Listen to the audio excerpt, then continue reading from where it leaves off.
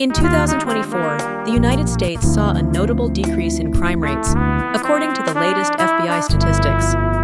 Violent crime fell by 4.5% compared to the previous year, with murders and non-negligent manslaughters dropping by 14.9%. Robberies declined by nearly 9%, and property crimes saw a similar downward trend. Major cities like Chicago and Los Angeles reported significant reductions in homicides. However, recent policy changes may affect crime reporting, especially within immigrant communities and firearm regulations. Rain-slicked streets reflected the dying neon of Crescent City's old quarter. Detective Mara Vance pulled her coat tighter as she crouched beside the body sprawled in the alley. Male, late 30s, no ID, just a strange silver coin clutched in his hand. The coroner muttered about a single stab wound, precise and clean.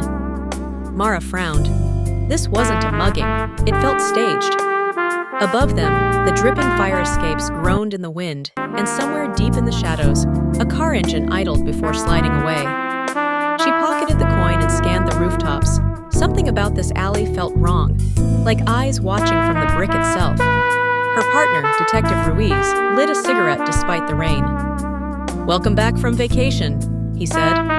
Mara stood, drenched, and stared at the coin's engraved crescent moon. "Yeah," she muttered. "Looks like the city missed me." Crime statistics are often shaped by what remains hidden, with shadow police activities and underreporting complicating our understanding of public safety. Recent data reveals that about 60% of violent crimes and 51% of property crimes go unreported, distorting crime trends nationwide. Efforts like Chicago's Empowering Communities for Public Safety Ordinance, which established district councils to enhance police transparency, represent steps toward accountability. Yet, challenges persist, such as incomplete data submissions to the FBI, leaving significant gaps in national crime reporting.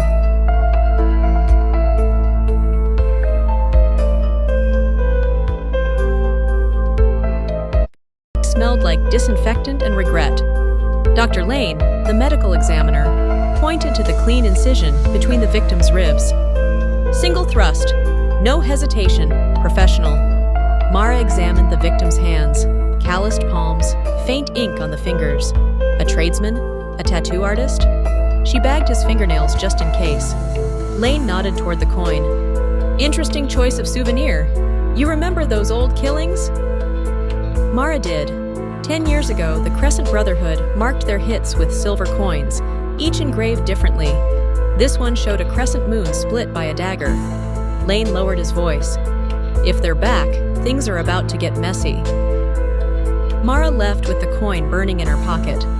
Outside, the rain hadn't stopped. Somewhere in the distance, church bells tolled midnight.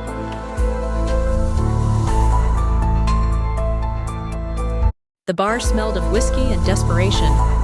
"You're asking about coins?" "Oh," the bartender said, wiping glasses. Mara nodded, flashing her badge. An old man at the end of the counter overheard and shuffled over. His eyes were cloudy, his voice a rasp. "You found one, didn't you?" Mara froze. "What do you know?" He tapped the bar.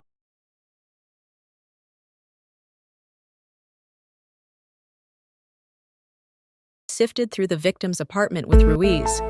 Nothing but broken glass, ripped cushions, overturned furniture. Whoever broke in searched with purpose. The second coin gleamed under the fridge, untouched by the chaos. Mara bagged it. "They wanted something that isn't here," she said. Ruiz shrugged. "Or they wanted to scare us off." In the hallway, an elderly neighbor peeked out. "That man was quiet," she whispered. "Always home at odd hours. But last night, I heard chanting." Mara froze. "Chanting?" The woman nodded quickly and retreated into her apartment. Ruiz laughed nervously. "Creepy old ladies and ghost gangs. Great." Mara wasn't amused. As they left, someone across the street ducked into a black sedan. Back at headquarters, Mara ran the victim's fingerprints. Name: Evan Keller, 38. No priors. But financial records showed cash deposits every month. Large amounts, no employer listed. Ruiz cracked open a vending machine soda. Freelancer, maybe? Mara frowned. Or courier for someone who pays off the books. Captain Brody strode in. I need this solved yesterday. Press is sniffing around. No Brotherhood talk unless we're certain. Mara slid the coin across the table again. How many people mint custom silver? Brody's jaw tightened. We buried these lunatics a decade ago. He walked out before she could ask more. Ruiz leaned in. So, boss, are we chasing ghosts or killers? Mara didn't answer. Mara learns from Leo Drummond that a hit's been called, linked to Silas Gray, as a black sedan watches her. City hung thick as Mara and Ruiz entered the forgotten bunker. Shadows flickered across maps riddled with ominous red X's, each marking a piece of a puzzle yet unsolved. Stacks of coins stood like silent sentinels, everyone engraved with secrets. The air was heavy with the weight of unseen eyes. But the photo of Mara pinned to the wall made everything clear. She was no longer just searching for answers, she had become the target. Advance! Mara spun around. A thin man in a tailored suit, pale eyes unblinking. Silas Gray. I warned Leo you'd come, he said calmly, but I respect your persistence. Mara leveled her gun. You killed Evan Keller? Silas smiled faintly. He was a traitor. The Brotherhood protects its own. Ruiz shifted uneasily. You guys were supposed to be history. Silas shook his head. History writes itself every night in the city. You just never read it. He stepped closer. Leave this alone, detective. You don't want to see what's next. Silas vanished into a side door before Mara could act. They chased him through twisting service tunnels beneath the warehouse. He moved like a ghost, disappearing around corners, until the tunnel ended at a steel hatch, welded shut from the other side. Mara kicked it in frustration. Ruiz caught his breath. That guy just threatened you, and we're empty-handed again. Mara collected her thoughts. No. We've got a face, a name, and proof the Brotherhood's alive. When they surfaced, their unmarked car had been spray-painted with a crescent moon.